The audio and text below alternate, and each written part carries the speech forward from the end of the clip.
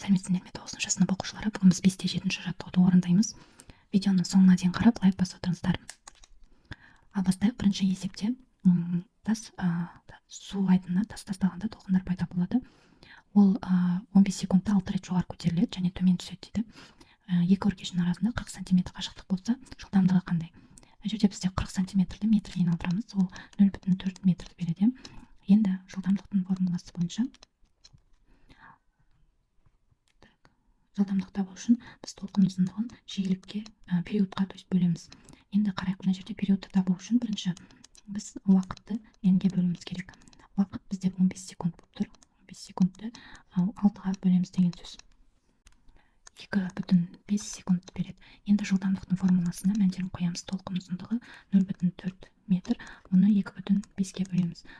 Секундқа сонда тең болады 0,16 метр секунд. Енді екінші есепте теңіз бетіндегі қатар екі толқынның ара қашықтығы 4 метр. Толқын тербеліс периоды берілген 1,5 секунд. Жылдамдықты табу керек.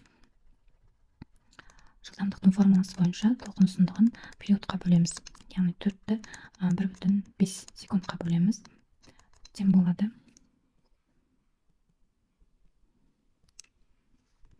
шамамен 2,7 метр секунд.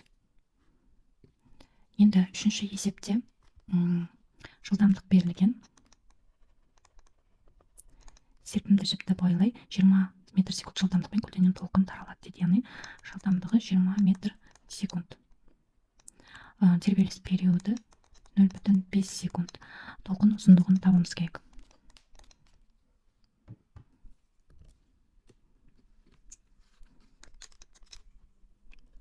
Шешуі.